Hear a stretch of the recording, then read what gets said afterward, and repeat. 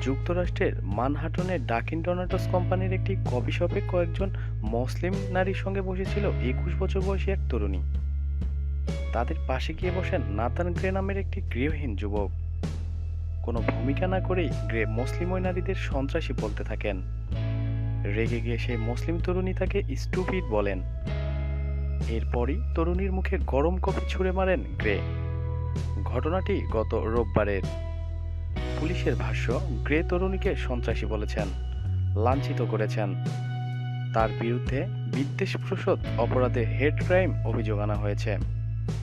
ওই কফি শপের এক কর্মচারী বলেন, আমি তাকে কফি দিলাম এবং তিনি আমাকে সন্ত্রাসীদের সম্বন্ধে কিছু বললেন, কিন্তু কি বললেন তা আমি শুনতে পাইনি। এরপর আমার কাছ থেকে সরে গিয়ে তিনি একদল মুসলিম নারীর পাশে বসলেন। ওই কর্মচারী আরও বলেন, গ্রে ওই নারীদের সন্ত্রাসী আখ্যা দেয়। একই সঙ্গে তিনি মুসলিমদের ঘৃণা করেন বলে জানায়। এক নারী তাকে স্টুপিড বলেন। এরপর তিনি গরম কফি ছুঁড়ে মারেন তরুণীর মুখে। তিনি পুড়েও যেতে পারতেন, বললেন কর্মচারী। প্রতিদিন নিত্য নতুন খবরাখবরের জন্য আমাদের চ্যানেলটি সাবস্ক্রাইব করুন।